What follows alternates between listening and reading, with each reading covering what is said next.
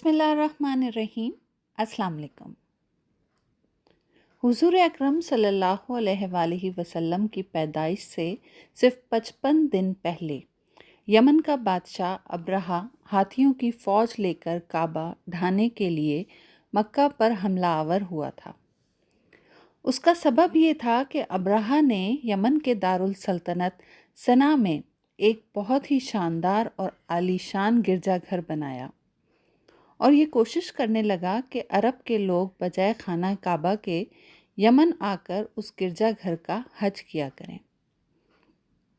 جب مکہ والوں کو یہ معلوم ہوا تو قبیلہ کنانہ کا ایک شخص غیظ و غضب میں جل بھن کر یمن گیا اور وہاں کے گرجا گھر کو نجس کر دیا۔ جب ابرہہ نے یہ واقعہ سنا تو وہ طیش میں آپے سے باہر ہو گیا اور خانہ کعبہ کو ڈھانے کے لیے ہاتھیوں کی فوج لے کر مکہ پر حملہ کر دیا، اور اس کی فوج کے اگلے دستے نے مکے والوں کے تمام اونٹوں اور دوسرے مویشیوں کو چھین لیا۔ اس میں 200 یا 400 اونٹ حضرت عبد المطلب کے بھی تھے۔ حضرت عبد المطلب کو اس واقعے سے بڑا رنج پہنچا، چنانچہ آپ اس معاملے میں گفتگو کرنے کے لیے اس کے لشکر میں تشریف لے گئے۔ جب ابرہہ کو معلوم ہوا کہ قریش کا سردار اس سے ملاقات کرنے کے لیے آیا ہے تو اس نے آپ کو اپنے خیمے میں بلایا، اور جب حضرت مطلب کو دیکھا کہ ایک بلند قامت، روبدار اور نہایت ہی حسین و جمیل آدمی ہیں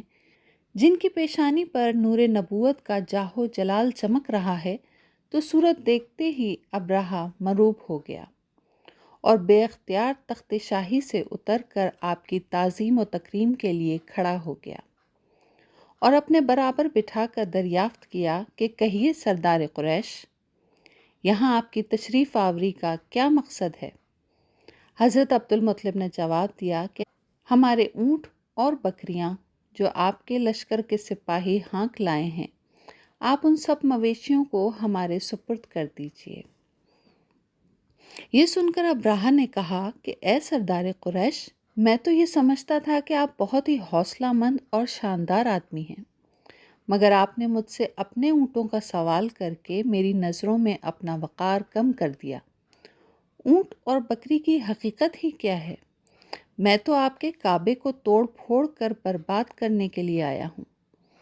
آپ نے اس کے بارے میں کوئی گفتگو نہیں کی۔ حضرت عبد المطلب نے کہا کہ مجھے تو اپنے اونٹوں سے مطلب ہے، کعبہ میرا گھر نہیں ہے بلکہ وہ خدا کا گھر ہے، وہ خود اپنے گھر کو بچا لے گا، مجھے کعبے کی ذرا بھی فکر نہیں ہے۔ یہ سن کر ابرہہ اپنے فرعونی لہجے میں کہنے لگا کہ اے سردار مکہ، سن لیجئے، میں کعبے کو ڈھا کر اس کی اینٹ سے اینٹ بجا دوں گا اور روئے زمین سے اس کا نام و نشان مٹا دوں گا، کیونکہ مکے والوں نے میرے گرجا گھر کی بڑی بے حرمتی کی ہے، اس لیے میں اس کا انتقام لینے کے لیے کعبے کو مسمار کر دینا ضروری سمجھتا ہوں۔ حضرت عبد المطلب نے فرمایا کہ پھر آپ جانیں اور خدا جانے، میں آپ سے سفارش کرنے والا کون؟ اس گفتگو کے بعد ابرہہ نے تمام جانوروں کو واپس کر دینے کا حکم دے دیا اور حضرت عبد المطلب تمام اونٹوں اور بکریوں کو ساتھ لے کر اپنے گھر چلے آئے اور مکہ والوں سے فرمایا کہ تم لوگ اپنے اپنے مال مویشیوں کو لے کر مکہ سے باہر نکل جاؤ اور پہاڑوں کی چوٹیوں پر چڑھ کر اور دروں میں چھپ کر پناہ لو۔ مکے والوں سے یہ کہہ کر پھر خود اپنے خاندان کے چند آدمیوں کو ساتھ لے کر خانہ کعبہ میں گئے اور دروازے کا حلقہ پکڑ کر انتہائی بے قراری اور گریہ زاری کے ساتھ دربار باری تعالیٰ میں اس طرح دعا مانگنے لگے کہ اے اللہ، بے شک ہر شخص اپنے اپنے گھر کی حفاظت کرتا ہے، لہٰذا تو بھی اپنے گھر کی حفاظت فرما اور صلیب والوں اور صلیب کے پجاریوں کے مقابلے میں اپنے اطاعت شعاروں کی مدد فرما۔ حضرت عبد المطلب نے یہ دعا مانگی اور اپنے خاندان والوں کو ساتھ لے کر پہاڑ کی چوٹی پر چڑھ گئے اور خدا کی قدرت کا جلوہ دیکھنے لگے۔ ابرہہ جب صبح کو کعبہ ڈھانے کے لیے اپنے لشکر جرار اور ہاتھیوں کی قطار کے ساتھ آگے بڑھا اور مقام مغمس میں پہنچا تو خود اس کا ہاتھی جس کا نام محمود تھا ایک دم بیٹھ گیا۔ ہر چند مارا، بار بار للکارا، مگر ہاتھی نہیں اٹھا۔ اس حال میں قہر الہی ابابیلوں کی شکل میں نمودار ہوا اور ننھے ننھے پرندے جھنڈ کے جھنڈ جن کی چونچ اور پنجوں میں 3 کنکریاں تھیں سمندر کی جانب سے حرم کعبہ کی طرف آنے لگے۔ ابابیلوں کے ان لشکروں نے ابرہہ کی فوجوں پر اس زور و شور سے سنگ باری شروع کر دی کہ آن کی آن میں ابرہہ کے لشکر اور اس کے ہاتھیوں کے پرخچے اڑ گئے۔ ابابیلوں کی سنگ باری خداوند قہار و جبار کے قہر و غضب کی ایسی مار تھی کہ جب کوئی کنکری کسی فیل سوار کے سر پر پڑتی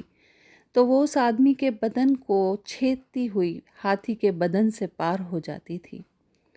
ابرہہ کی فوج کا ایک آدمی بھی زندہ نہیں بچا اور سب کے سب ابرہہ اور اس کے ہاتھیوں سمیت ہلاک اور برباد ہو گئے، جیسے جسموں کی بوٹیاں ٹکڑے ٹکڑے ہو کر زمین پر بکھر گئی ہوں۔ جب ابرہہ اور اس کے لشکروں کا یہ انجام ہوا تو حضرت عبدالمطلب پہاڑ سے نیچے اترے اور خدا کا شکر ادا کیا۔ ان کی اس کرامت کا دور دور تک چرچا ہو گیا اور تمام اہل عرب ان کو ایک خدا رسیدہ بزرگ کی حیثیت سے قابل احترام سمجھنے لگے۔